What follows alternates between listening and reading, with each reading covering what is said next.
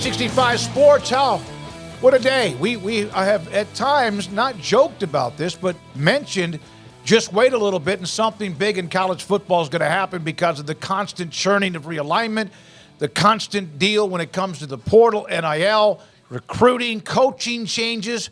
But then you have Nick Saban making the announcement, telling his team earlier this afternoon. Chris Lowe, ESPN, had it first that Nick Saban at 72 is walking out and retiring as the head football coach at Alabama. Garrett has a couple of graphics here putting up from the Twitter feed, I believe. One, how many first-round picks, since he went to Alabama, what was that, 2007, I guess it was.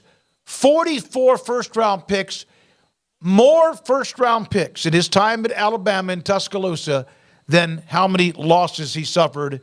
And believe me, the 29 losses for him he suffered at Alabama. You know, his 29 losses at Alabama, too, and probably the ones at LSU are like this as well, and Michigan State. If you look at it, you know how, like, Nolan Ryan had the 7 no-hitters, but he also had, like, 18 one-hitters. Mm-hmm. Like he had, or Nicholas on the majors. Yeah, it's like all those, his 29 losses, now they're still losses, but Alabama never got blown out. Like, it was never like he was always – I mean, that's how great he was in that you went – like, to beat Alabama, you had to play all 60 minutes.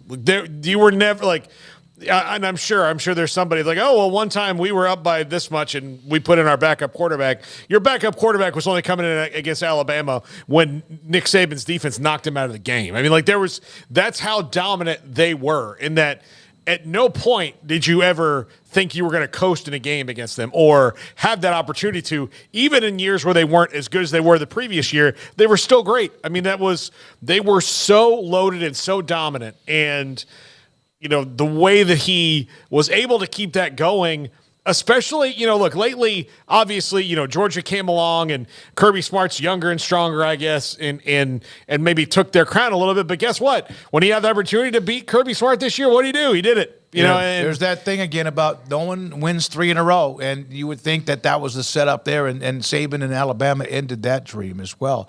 There's one other note. Garrett, do you have one more? Here's Pete Thamel. The buyouts for potential Alabama head coach candidates. These are just names that you would think are obvious. The Dan Lanning buyout is $20 million. DeBoer, $12 million. Dabo, $7.5 million. And Mike Norvell, Florida State, at $4 million. You just keep your happy ass out of Tallahassee, Florida, Alabama. And Pete Thamel updated the tweet to add James Franklin in there, which a bunch of Alabama fans have already revolted and said that's BS. But he threw in James Franklin's name. I don't know if he just forgot to include it the first time around and said $6 million. So he would be 4th on that list, but I'm not sure if he'd be 4th on Alabama's coaching list. But for what it's worth, James Franklin's $6 million as well. So, yeah, that $20 million. I mean, I know Bama probably feels like you can pay whatever you want to pay. That's a pretty lofty price tag. But if it's the future of your program hanging in the balance and it's the guy replacing the guy, then I don't know if there's a too high a price. $20 million. I don't know that that's too high for anybody. But yeah, that's obviously something to take into account. I mean, you don't just write a $20 million check without having to think about it a little bit, unless you're just some like Saudi billionaire or something, I suppose. But this coaching search will be the most interesting coaching search we've seen in a very long time. Just like this offseason will now become the most interesting offseason we've seen in a long time. And everything and anything having to do with college football will be the most interesting it's been in a long time, simply because the playing field just completely shifted underneath our feet. It's like an earthquake.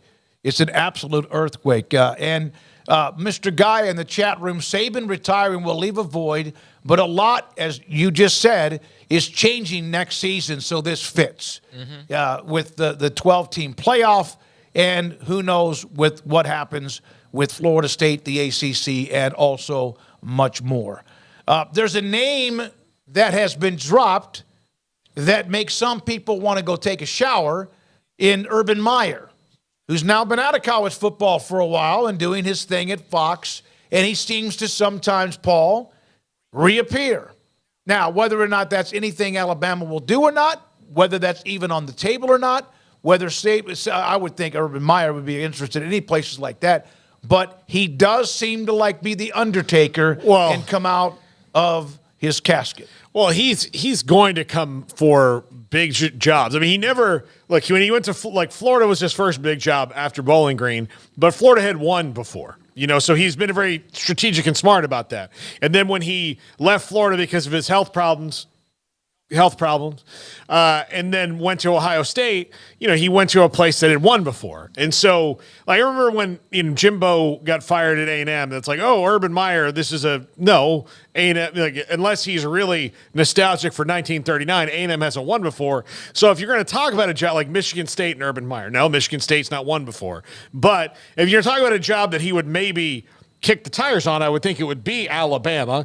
And, he's still younger than Nick Saban, but he's not a young man anymore. But I still think that they're going to want, they just had a guy there for 17 years. The best opportunity to get somebody else there for 17 years, which may never happen in college football like it did before because of the amount of money they're making and the pressure and all these other things. But then they probably need somebody younger than Urban Meyer. Not to mention that Nick Saban was hired to get them out of the baggage, and Urban Meyer brings nothing but it right now. Yeah.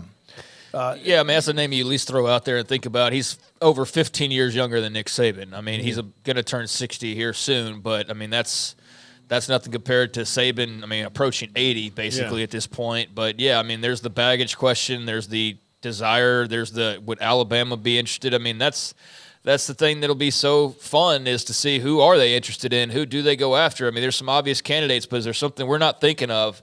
And meanwhile, in this era, every name under the sun is going to be thrown around for that job in some form or fashion. Like I've already seen the Dion to Bama. Like, can you imagine what he would do? And yeah, I mean, there's going to be that easy social media interaction that you can do by throwing Dion's name in the mix. There's going to be Urban Meyer, Dan Lanning, obvious, but he actually makes sense when you think about all the factors. And I mean, name a guy. They're going to be named, and the bigger the name, the more they're probably going to be thrown out there, just because it's such a fascinating opening and it's such a coveted opening because of all that comes with it. So yeah, this is going to be very fun to see not only the search, but then whoever that ends up being. Like, does Oregon have to go back to the drawing board again and go after another coach? And then guess what happens? Depending on who they get, then who does that leave? Is there an ACC school or a Big 12 school or somebody that then loses their coach right before spring ball's about to start?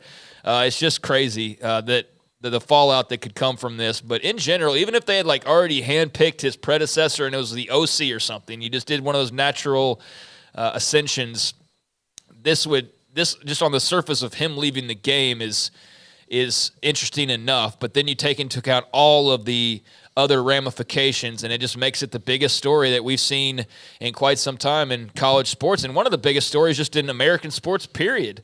I mean, honestly, I know, college football is not the NFL, but Nick Saban touches all those bases, and a lot of people know who Nick Saban is, and this is going to be, I think, a big-time topic for however long this search ends up lasting.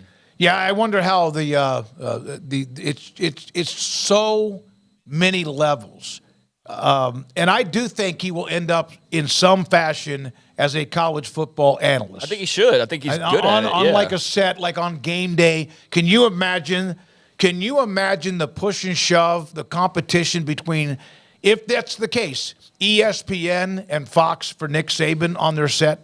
Yeah, I mean, it should be huge. I would think that ESPN might have the edge because they have the SEC. Yeah, sure. But and look, Lee Corso is not going to be. I mean, he's down to one segment a show right now. So Corso as a Corso replacement, he would be great.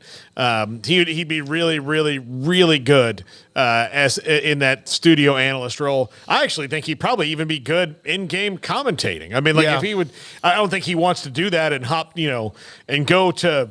To that, but he would be still, good at it. He would have to hop on a jet somewhere. But he's he could do what Jimmy Johnson's does, which is for a certain amount of weeks a year. Show up one day. Yeah. Go the day before. With the prep work leading into doing a game as a color analyst or whatever. Yeah. Not that he wouldn't already have that information in his head. A name that we haven't I haven't really heard you mention. Maybe you did in some of the odds, but I've left him out when I've kept mentioning obviously Dan Lanning and mentioning Sark, but Lane Kiffin. Yeah, I mean, you think about he was at Bama, and I don't know, and I don't like. Here's the thing where I will draw the line, and I really shouldn't because I just pretend that I know everything like people do, but I really don't know what the feel is like in Tuscaloosa for a guy like Lane Kiffin.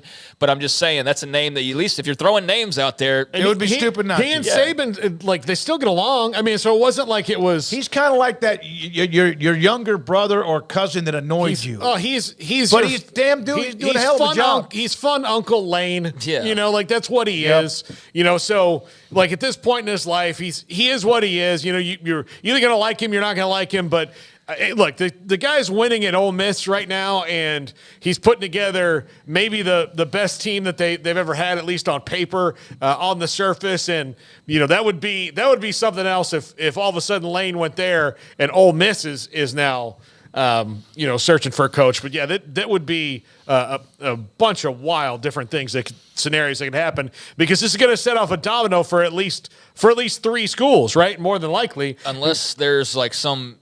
I mean, but there doesn't appear to be anything close to an internal hire. So unless it's like an NFL guy or something, that's the only thing that you would think like that Bill O'Brien came back. Yeah, like that's the only thing that you would think wouldn't create some type of a college football domino effect, because otherwise, yeah, you'd probably put the highest percentages on it being a college coach.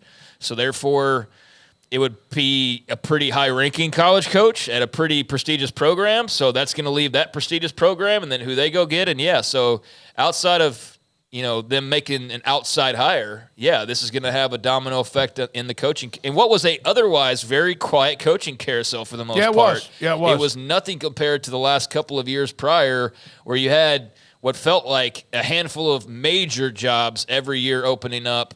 And certainly, what was it, a couple years ago with like Oklahoma and I don't remember now. My timelines are. You had Wisconsin, LSU, Oklahoma. You had USC, Notre Dame's hired LSU. recently. Yeah. So it's been a lot of big openings, but maybe even Tennessee. I don't remember if that's the timeline. No, that's been a little while. But but yeah, there's been a lot of big openings, and this past year wasn't quite that way, and now it's got the biggest opening imaginable. You got something, Garrett? I was just thinking, so with Ryan Day's struggles against Michigan, would that hinder him at all of ever becoming a candidate? I would think so for you would Bama think, fans, right? yeah. Yeah, okay. I mean, I don't know about for the administration and Correct. like would they at least kick the tires? I mean, I think you'd probably look at everybody, but I would think for the fans that'd be a no-go.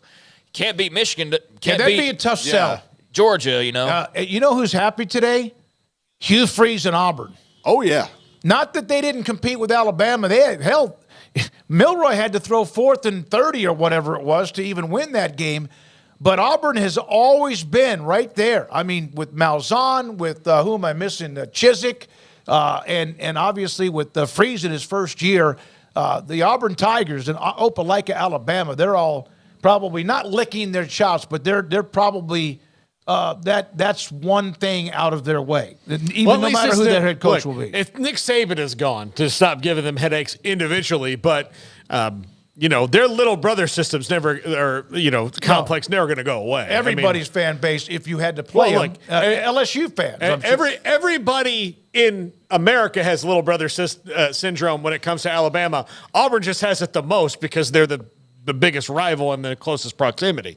So, I mean, even if you've won something like Auburn has or LSU has or anybody, Alabama's the program. I mean, they're the 2 greatest coaches who ever coached in this game were Alabama head coaches. So wait, tomorrow, is it Harbaugh's decision that comes down that just blows up college football? I was going to say, I was thinking about this during the break, and now we're getting back around to it. But, yeah, I mean, there is the possibility that the head coach is a national champion, Michigan Wolverines, goes and gets an NFL job. And, you talk about going from, 30 to 100 here with just this Nick Saban news. I mean, that would take you well over 100 if Harbaugh jumped into the mix and Michigan suddenly became open.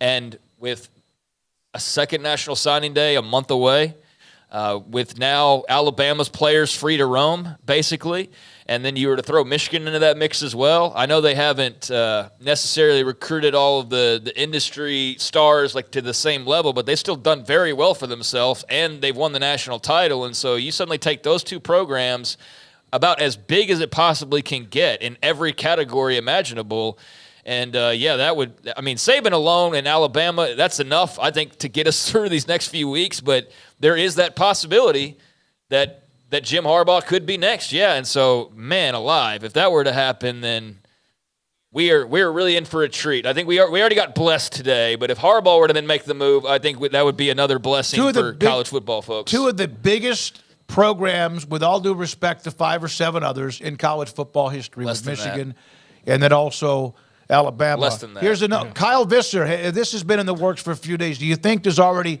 someone hired or offered? I don't know that. I'll give you an update on Jalen Milroe. And I hate this for the Campbell Award, but he's not even going to go to the banquet tonight now because of the news. I'm sure they turned that flight around, or maybe, I don't know if they ever landed, but we were going to have him, and then all of a sudden now he's not going to even be there, which I hate for the program in the event. But understandable considering the circumstances of today. By the way, Garrett, we'll do the Baylor has a basketball news here a second ago, but this is Ross Dellinger's tweet. Fun story. Spoke to a group of conference administrators this morning here at the NCAA convention in Phoenix. After Phoenix, I head to a ski trip this weekend in Park City. Oh, I told them, I'm sure Nick Saban will retire. I'm on the slopes. So at least he got it. And there was a picture of a glass of whiskey there. But so there you go. For college football writers, this is. Yeah, they're not